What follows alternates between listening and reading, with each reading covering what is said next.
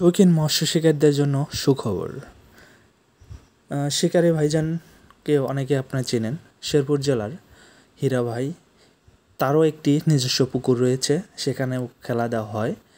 শৌখিন মৎস্য শিকারী ভাইজানরা মাছ শিকার করে থাকে। জুলাই মাসের 25 তারিখ বৃহস্পতিবার 4 ঘটিকার থেকে শুক্রবার 6টা পর্যন্ত, বিকাল 6টা পর্যন্ত কিন্তু শৌখিন মৎস্য শিকারী ভাইজানরা মাছ শিকার করতে পারবে। আর টিকিট মূল্য 20,000 টাকা। এই 2 দিনব্যাপী মাছ শিকারের আয়োজন করা হয়েছে।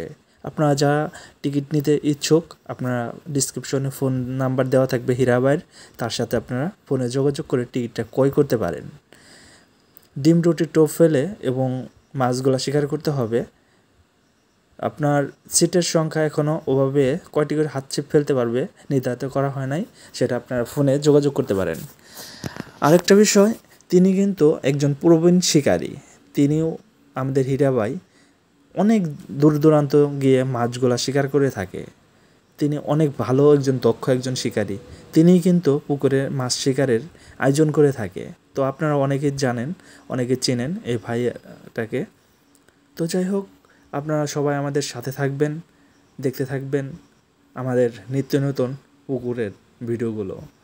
কোন পুকুরের মাছ কীরকম সেগুলা আমি আপনাদের দেখাই, এবং কোন পুকুরের মাছ কীরকম খাচ্ছে না খাচ্ছে এগুলাও কিন্তু আমি আপনাদের সাথে শেয়ার করে থাকি। আমাদের হীরা ভাই টাঙ্গাইল জেলার ধনবাড়ি ইসলামপুর হুমায়ুন চাচার পুকুরে থেকে একটি বিশাল সাইজের একটি কাতল হিট করেছে।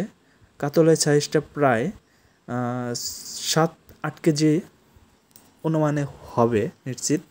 মাছের সাইজটা অনেক বড় সড়ো। তো যাই হোক, সবাই ভালো থাকেন, সুস্থ থাকেন, মন ধরতে বের থাকবেন।